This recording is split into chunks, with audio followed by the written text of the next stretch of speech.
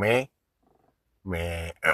බලහන් ඉන්නවාද කියලා ඉන්න කතා කරන්න එහෙනම් ඉංජෝ මොකද්ද බං ඉන්ජොක් ගන්න මොකද්ද මොකාටද ඔබ කතා කරන්නේ එවන් අර බල්ලෙක් ඉන්න අතන බල්ලට නෙමෙයි බූරුවෝ කතා කරන් කොල්ලට දැන් අපි ආයෙ බං ඌව හම්බ වෙන්නනේ ඌට කතා කරා ඌගේ බල්ලට කතා කරලා වැඩක් තියෙනවා මොන මගුලක් කරනවා මන් දන්නේ ඉතින් බම් මේ මූට මොකක් කියලාද කතා කරන්නේ ඌට නමක් කියලා කතා කරාන් එතකොට එන්නේ එළියට හෙළු බැල්ලා පාන්කොටෝ මොකක් හෙළු බැල්ලා පාන්කොටෝ මොකද්ද බං හෙළු බැල්ලා පාන්කොටෝ කියන්නේ ඇයි ඉතින් ඌ කරපු වැඩේට බං ඌට එහෙම නැතුව වෙන කාට කතා කරන්නේ මේ මිනිස්සු කරන වැඩවල හැටියට උන්ට කතා කළොත් එහෙම එන ප්‍රශ්නයක් වෙනවනේ දැන් ඔය ආණ්ඩුවේ හිටපු උන්ට උන් කරලා තියෙන කුපාඩි වැඩ හොර වැඩ අරහෙට මෙහෙට ගලපෙන්න උන්ට කතා කළොත් එහෙම උන්ට ගරු කියන කෑල්ල ගලවලා වෙන හොරු කියන කෑල්ලන්නේ අලවන්න වෙන්නේ හරියට දැන් ඕක මෙතනට ගාවන්න ඌට කතා කරාම මල්ලි හරි අයියේ හරි කියලා එතකොට ඉන්නවනම් එයිනේ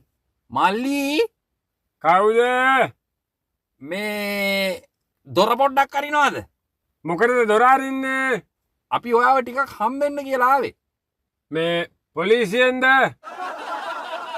නෑ අපි මේ අරාගිරා කවුද අරාගිරා කියන්නේ ඇයි අපි දෙන්න ගැන අහලා නැද්ද ඔයා අපි අර YouTube channel එකනේ අරාගිරා කියලා YouTube channel එකක් තියෙන්නේ බල්ලෙක්ව බලන්න නැති එකක් බල්ලෙක්ව බලන්න නැති එකක් ගැන කොහොමද මම දන්නේ හරියට මොකටද ආවේ ඔයගොල්ලෝ මෙතන මේ කියන්නකො කලබලේ බල්ලලා හෙලවන්නද නෑ අපෝ නෑ එහෙම කරන්න එපා අපි මේ ඔයා මේ කරපු වැඩේ ගැන මේ අපිට ඉන්ටර්විව් එකක් ගන්න මේ අපි පොඩ්ඩක් දන්නද අපිට දැනගන්න තියෙන ආසාව දැන් ඒ කරපු වැඩේ ගැන කතා කරන්න දාවේ ඉන්ද කමිෂේ කල් තමයි ගලවලා ගන්න ඕ අරෝ මේ බලපන් ළමයා පුතේ මල්ලි මැනික මේ කමිෂේ කල් තමයි ගලවන්න එපා අපි කොහොමද එතකොට මෙතන ඉන්නේ නෑ දැන් කරපු වැඩේ ගැන කතා කරනවා නම් ඒ අඳුමෙන් ඉන්න ඕනේ මම එපා ඒ උපන් අඳුමෙන් ඉන්න එපා දැන් ඔය තියෙන අඳුමෙන් ඉඳගෙන පොඩ්ඩක් අපි කතා කරමුද හරි කතා කරමු මොනවද ඔයාලට දැනගන්න ඕනේ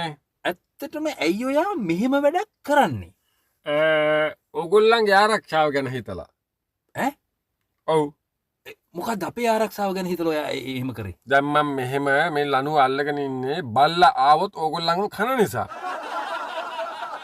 නෑ අපි මේ බල්ලවත් ඔයා අල්ලන් ඉන්න ලනුව ගැනවත් නෙමෙයි අපි අහන්නේ එහෙනම් ඔයා උපන් ඇඳුම පිටින් බයිසිකලේ ගියේ ඇයි කියලා තමයි අපි අහන්නේ දැන් මේකනේ මල්ලි පුතේ ළමයෝ දැන් ඔයා උපන් ඇඳුමෙන් නුගේ ගොඩේ ඉඳලා නුවරට ගියානේ බයිසිකලයක මෝටර් සයිකලයක ඒ ඇයි එහෙම කළේ කියලා අපි අහන්නේ මේ ඒක ගැන අහන්න දාවේ ඔය ඒක ගැන අහන්න නැතු ඉතින් ඕගොල්ලන්ගේ අම්මයි තාත්තයි බැඳලාද කියලා අහන්න අපි ඔයගොල්ලෝ වැඩක් නැහනේ ඇත්තටම ඇයි ඔයා එහෙම ගියේ මම ඉතින් එහෙම ගියේ පොඩ්ඩක් බලන්න මොනවා බලන්නද ඒ කියන්නේ වටපිට මොකද වෙන්නේ කියලා බලන්න ගියේ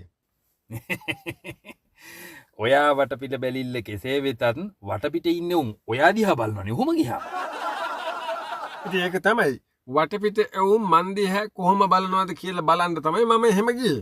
දැන් එතකොට එහෙම බැලුවද කට්ටිය? බැලුවා කියන්නේ ඉතින් ඔව් පාර දෙපැත්තේ හිටපු කට්ටිය බැලුවා. පෙට්‍රල් ෂෙඩ් වල නවත්තලා පෙට්‍රල් ගහනකොට ඒගොල්ලෝ බැලුවා. ඊට පස්සේ බස් වල වාහන වල යන කට්ටිය බැලුවා. ගොඩක් කට්ටිය බැලුවා. මේ ඒ යන ගමන් ඔයා ෂෙඩ් 3ක පෙට්‍රල් ගැහුවලු නේද? දුරනේ යන්නේ තුරු කොකටත් ස්ටෑන්ඩ් බයි පෙට්‍රල් මේ වැඩිපුර තියෙනත් උඩ සාමාන්‍ය නවත්තලා බැලුවා ඒගොල්ලෝ මොකද කරන්න කියලා. දැන් මේ මමයි මේ අරයි ඕක ගැන කතා කරනකොට මේ අපි මේ හිතුවේ ඔයා මේ තැන් 3කම පෙට්‍රල් ලෝකට ගහපු හින්දා ඔයාගේ ඇඳුම් ටිකත් උන්ට දීලා පෙට්‍රල් ගහුවද කියලා තමයි අපි හිතුවේ. පෙට්‍රල් ගණන් හින්දා. ඔව්. මේ දැන් අත්‍තරම දැන් ඔයා එහෙම ඒ ගමන යන්න පිටත් වෙලා මගදිකට යනකොට පෙට්‍රල් ෂෙඩ් 3ක නැවැත්තුවාම ඒ පෙට්‍රල් ෂෙඩ් වල හිටපු කට්ටිය මොකද කළේ? ඒගොල්ලෝ ඉතින් පෙට්‍රල් ගැහුවා. ඉතින් මේ දැන් ඒ මිනිස්සුන්ට මොකවත් කිව්වේ නැද්ද මේ ඔයා කොහොම ඉන්නව දැක්කහම? අපෝ කිව්වා. මොනවද කිව්වේ? ෆුල් ටැංක් ගහලා තියෙන සල්ලි දෙන්න කිව්වා. ඔයාගේ ඔය ගිය විදිහට ඒගොල්ලෝ මුකුත් කිව්වේ නැහැ. නෑ මුකුත් කිව්වේ නෑ. අයි මොනවා කියන්නද උඹට රෙදි අඳන්නද මම හෙළුවෙන් යනකොට? එතකොට මේ පොලිසියෙන් ඔයාව නැවතුවේ නැද්ද? පොලිසියෙන් නවත්තපු හින්දානේ වැඩේ එතනින් මගේ නැවතුනේ කඩු ගන්න ආවේ නැත්තම් මම නුවරට යනවනේ කොහොම හරි. නෑනෑ අපි ඔයා ගොඩා දුරගයාට පස්සේනේ ඔයා පොලිසිය නැවැත්තුවේ. දැන් අපිට ප්‍රශ්නේ තියෙන්නේ පුතේ මල්ලි මෙයා පැටියෝ මැනික. දැන් අපි හෙල්මට් එකක් නොදා මේ හන්දියට ගියත් පොලිසිය පස්සෙන් ඇවිල්ලා බෙල්ල මුලින්ම අල්ලගෙන දඩ දීලා වද දීලා ඔක්කොම ශප ටික දෙනවනේ. දැන් ඔයා මෙතන හෙල්මට් නෙමෙයි ඇඟේ නූල් පොටක් නැතුව නුගේ ගොඩ ඉඳලා කඩු ගන්නාවට යනකම් මුකුත් අවුලක් නැතුව ගිය එක ගැනනේ අපිට මේ ප්‍රශ්නේ තියෙන්නේ. අන්න ඒකනේ අපිට තියෙන මේ ප්‍රශ්නේ මං අහන්නේ. ඉතින් මෙයා දැන් හෙල්මට් නැතුව පාරේ යන්න තහනන්නේ. ඔව් ඔව්. ඔව් ඒක ගියම අල්ලනවා. ඔව්. හැබැයි රෙදි නැතුව පාරේ යන්න තහනම් කියලා එකක් එහෙම නෑනේ. මේ අරෝ මේ බොය රෙදි නැතුව පාරේ යන්න මේ බැහැ කියලා මොකක් කරේ එහෙම එකක් නැද්ද උඹ දන්නව ඉතින්? රෙදි නැතුව එහෙම දන්න හෙල්මට් නැතුව යන්න බෑ කියලා ෂුවර්. ඔව්. රෙදි නැතුව පාරේ යන්න බෑ කියලා නීතියක් තියෙනවද කියලා දන්නේ. දන්නේ නැහැ. ඔබ දන්නවද? නෑ මන් දන්නෙත් නෑ. ඉතින් ඒක තමයි මමත් දන්නේ. ඉතින් මම ගියා. ඉතින් දැන් ඔයා එහෙම යනකොට පොලිසියෙන් ඇත්තටම ඉතින් හෙල්මට් උත් නෑනේ. ඉතින් හෙල්මට් නැති එකට හරි මෙයා වල්ලන්න බෑ නේද ගිරෝ? ඒකනේ. ඔයා ඔය හෙල්මට් එකක් නෑ. ඔය කිසිම දෙයක් නැතුවනේ ඔයා මේ මෙලෝ දෙයක් නැතුව යද්දි ඔයාව අල්ලන්න බෑ. ඒගොල්ලෝ දකින්නෝනේ ඔයා හෙල්මට් නැතුව යනවා. නෑ. ඇයි ඒ? ඒගොල්ලෝ වෙන දිහාක්නේ මගේ බලන්නේ. එතකොට ඒක දිහා බැලුවාම ඒගොල්ලන්ට හෙල්මට් නැතුව යන එක අමතක වෙනවා. මම උතන්ට වැදගත් ප්‍රශ්නයක් අරන් එන්නම්. මම මෙතන වැදගත් ප්‍රශ්න අහන තැන නෙමෙයිනේ බං මූ මේ හෙළුවෙන් බයිසිකලයක ගියේ එකේ වැදගත් ප්‍රශ්න මොකද්ද? ආයි මේ හරි කමන්න මොකද අහනවා? මේ මල්ලි. ඔයා දැන් මේ ගමන යන්න මුල පිරුවනේ. නෑ මම බයික් එකේනේ ගියේ. එතකොට ස්ටාර්ට් කරගෙන තමයි ගියේ. ඔව් ස්ටාර්ට් කරගෙන ගියේ. ඔව්.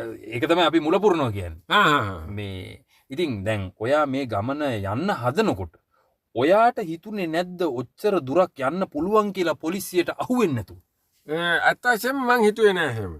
මොකද ඕවා හිත හිතේ ගමන යන්න වෙන්නේ නැහැ. අපි හුඟක් වෙලාවට වැඩක් කරන්න ගියාම මේකේ මේ අන්තිමට අරම වේද මෙහෙම වේද කියලා 60 උටාමාරක් දේවා හිතනවනේ. එහෙම හිතුවාම වැඩක් කරගන්න හම්බ වෙන්නේ නැහැ.